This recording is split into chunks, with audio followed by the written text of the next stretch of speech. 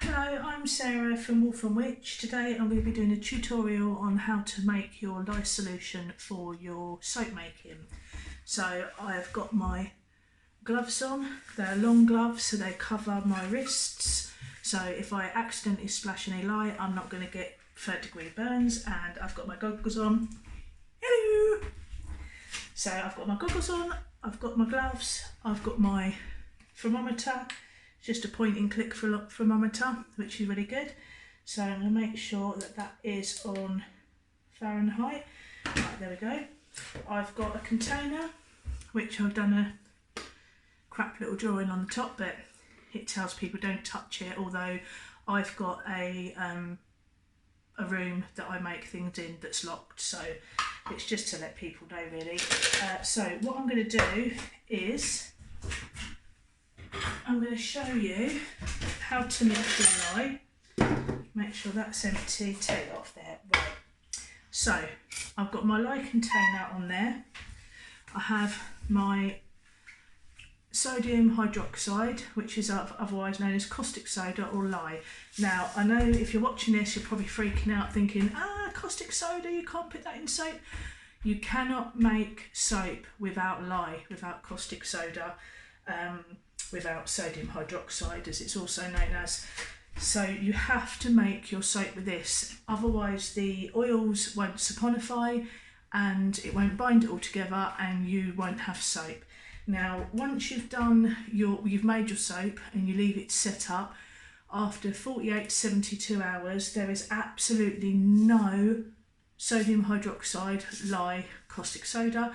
There's nothing left in that. For the video I'm going to call it lye because now you know it's called the other two things as well. So there's no lye left in the soap. It comes completely out. It's just a chemical reaction that causes the soap to bind the oils with the water and the lye and everything else you've put in there, whether you've put clay in there or whatever.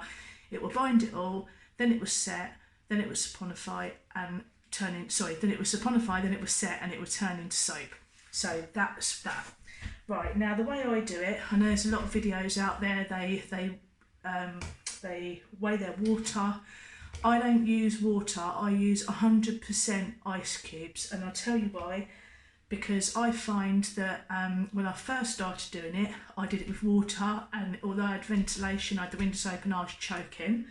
Then I did 50-50 and it still got very, very hot and still got quite fumy. So I use ice cubes. Now I've got an advantage because I've got an American freezer that makes the ice cubes. So if you haven't got an ice maker, then you can put a mask on, you can use water. It gets hot very, very quick, but you do get the fumes. So I just prefer to use ice, or you can just buy ice from the supermarket and just keep it just for making your solution.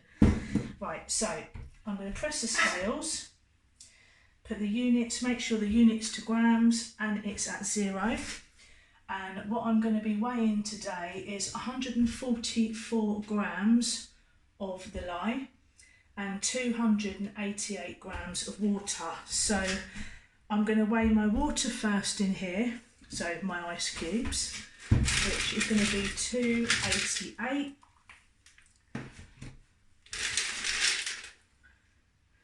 That's gone on 3 grams for some reason. Make sure that's tared out. Right, that's at 0.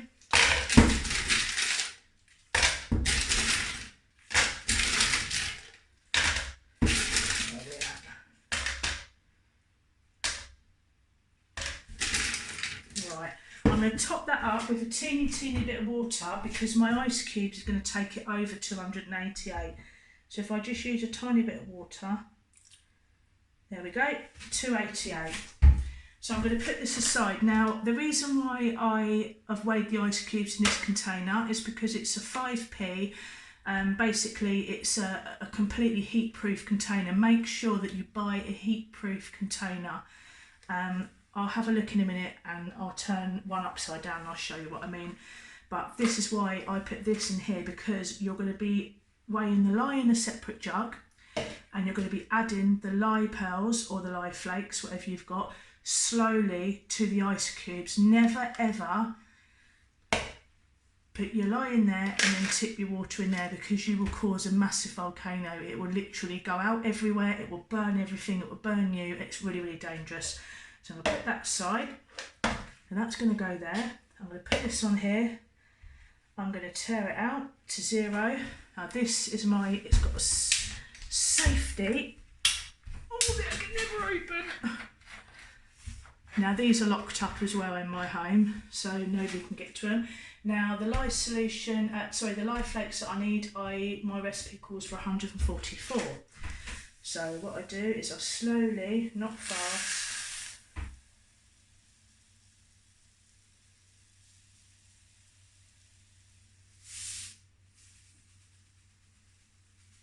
do it really slow.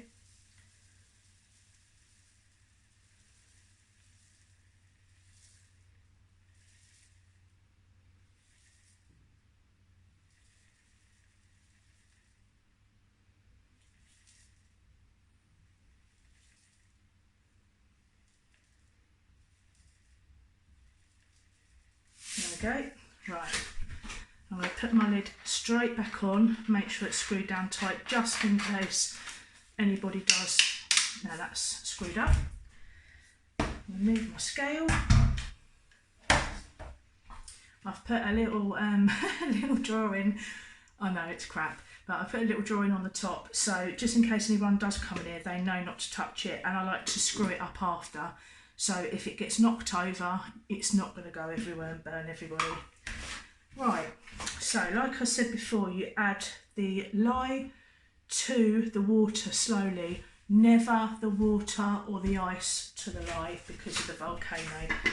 I just use this nice flat spatula. What I'm going to do, tip a little bit, and you'll see in a minute, you know how cold ice cubes are and how long they take to melt. You'll see this completely melt. I'll bring it up to camera and show you, so you'll know how dangerous and how hot this stuff is. Right. So I'm going to tip that in slowly, move it around a tiny bit, and again.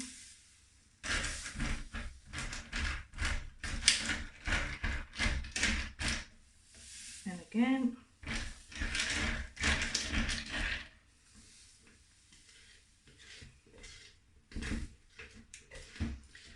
Also, just another safety note on soap making, always make sure that you've got these containers are only ever used for soap making, because obviously it's dangerous and you don't want to be accidentally swallowing lye water or any kind of flakes or pearls. So all my stuff, I mean this was, I think it was 30p, this from Tesco or something like that, or one of the supermarkets anyway. I'm going to make sure I've got all my little flakes in there. Okay, I'm going to put that aside. Now, as you can see, I'm going to bring this up to the camera for you. Where am I? Oh, I'm all backwards. As you can see, that is melting them ice cubes straight away. So you just want to stir.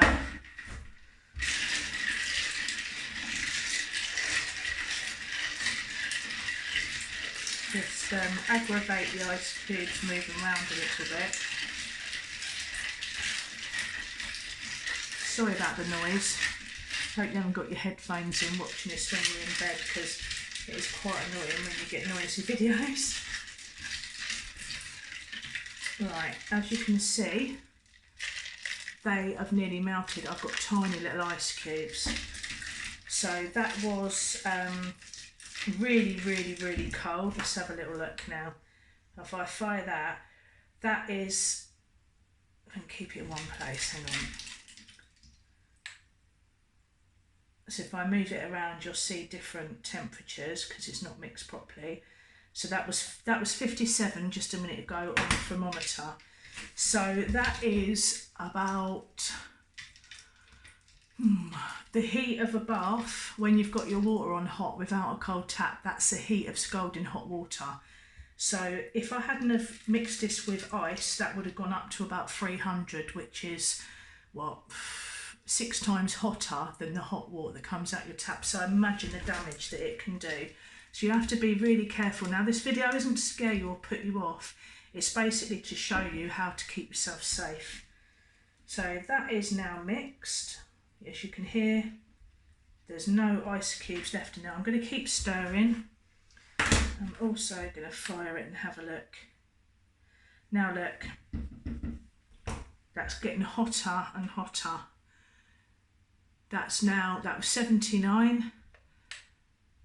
If I keep it in there for a minute, it's going up to 80. Oh, it did just go up to 80.